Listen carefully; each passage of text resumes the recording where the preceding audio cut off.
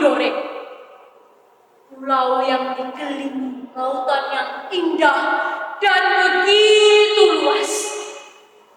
Bayangkan saja, selama di Jawa, aku tidak bisa terlalu sering melihat laut. Jadi pokoknya, hari ini akan kuhirup udara segar ini.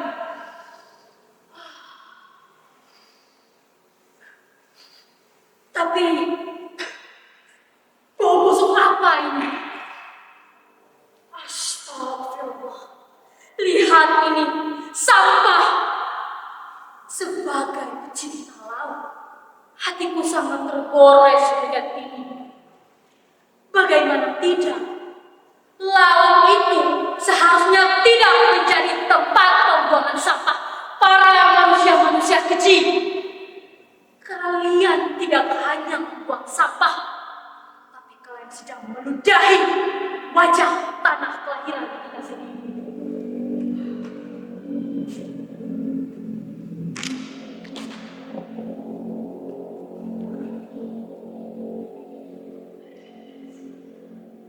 Ngapain kamu? Kok malah membuang sampah? Kayak gak ada kerjaan aja kan? Kamu itu jauh-jauh pulang dari Pulau Jawa, harusnya datang ke sini tuh yo santai kayak, atau enggak keliling-keliling lah Pulau Tidore.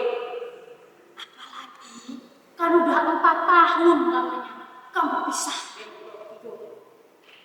Datang ke sini malah santai, kayak nggak ada kerjaan aja.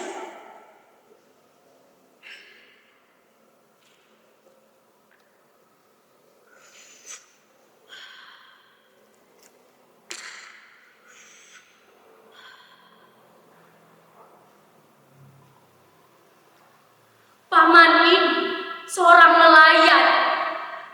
Tapi kok bisa ya seseorang yang bekerja sangat dekat dengan laut, tapi malah menghancurkan laut itu sendiri? Paman, aku tuh kasihan dengan laut. Bayangkan, ratusan bahkan ribuan harta yang dimana berupa ikan telah mereka berikan untuk kita para manusia. Kita seperti tidak tahu malu, malah membalasnya dengan memberikan kotoran untuk mereka. Dan plastik itu umurnya akan jauh lebih panjang dari paman. Bisa 50, bahkan 100 tahun ke depan, tetap berada di tempat yang sama, bahkan dengan bentuk yang tidak akan pernah berubah.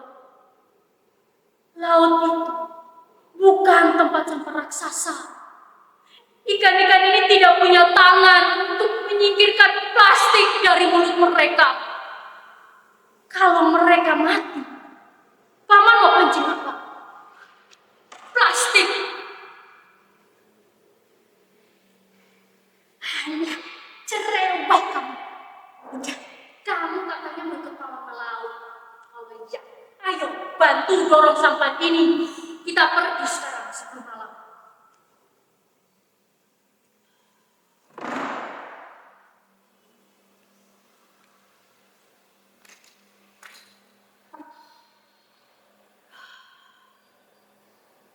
Seketika, kemarahan yang dari tadi kukeluarkan terbuyarkan dengan pemandangan alam yang begitu indahnya. Aku melihat laut sejauh mata memandang, juga paman yang sedang asyik dengan dunianya sendiri, menunggu ikan di ujung kayu. Paman, ini boleh coba? Ya, lama kan gak mancing. Terakhir kali kan ketika masih kecil.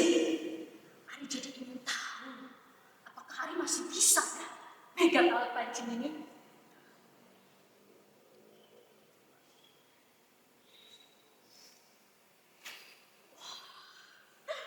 Nah, pegang alat ini ya Pak.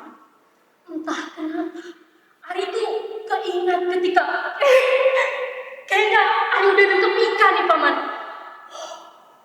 Yuh, ikan besar nih kayaknya Paman. Wah, ikan kakap merah Paman.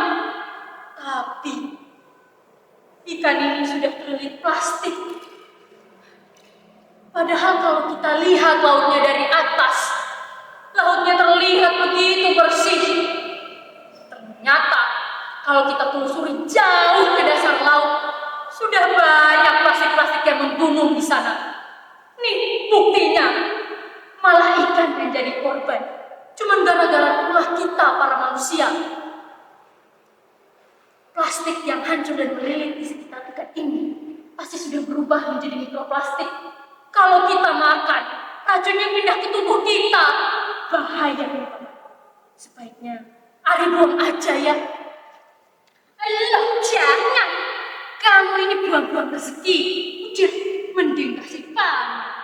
Ini nanti paman kasih ke istri paman, biar dia yang bersihin, terus dia masakin. Enak. Hei, kamu itu lupa. Kita ini orang laut, sudah biasa makan apa saja dari laut. Dan kamu lihat sendiri kan, paman masih sehat-sehat saja sampai sekarang. Kamunya aja yang berlebihan, Ari. Udah, mending kita pulang sekarang sebelum berlebihan. Paman bilang aku berlebihan. Paman itu tidak mau dengar. Dia lebih pilih egonya sendiri daripada logika. Dia bawa ikan itu pulang seolah-olah baru saja membawa emas dari dasar laut. Aku melihat punggungnya menjauh menuju rumah. Bangga sekali dengan ikan yang tubuhnya tercekik plastik itu. Malam jatuh di tidurnya, sunyi sekali. Hanya ada suara jangkrik dan deburan ombak yang biasanya menenangkan. Tapi kali ini rasanya mencekam. Dari balik dinding kayu rumah sebelah, aku mendengar tawa paman yang tengah bercanda gurau dengan keluarganya. Aku tahu mereka sedang menikmati jamuan maut itu. Aku hanya bisa berdiam diri di tengah ruangan yang sunyi, memandangi cahaya lampu yang temaram. Rasanya ada beban berat yang menekan pundakku, membuatku tak berhenti. Ya Tuhan, tolong salahkan ilmuku kali ini saja. Jangan biarkan plastik itu menyakiti mereka. Tapi tentu doa saja ternyata tidak cukup. Subuh tadi sunyi itu robek dengan teriakan Nurani, istri paman. Tolong, tolong, anak saya kesakitan. Dia mengeluhkan rasa sakit yang perih sekali, katanya. Lalu semuanya terjadi begitu cepat. Bayangan paman yang menggendong Rara, anak tunggal yang sudah lemas, suara mesin motor yang menderu di kegelapan fajar, hingga cahaya lampu neon rumah sakit yang terang benderang di sepanjang koridor. Dan di sini sekarang, duduk di koridor rumah sakit yang dingin ini selama berjam-jam, tengah menunggu kedatangan paman, juga cemas dengan keadaan Rara. Paman akhirnya datang dengan tubuh yang sudah lemas. Gimana paman? Rara baik-baik aja kan? Ia tidak menjawab dan hanya duduk lesu di sampingku. Rara baik-baik aja, tapi masih perlu pengobatan lebih lanjut.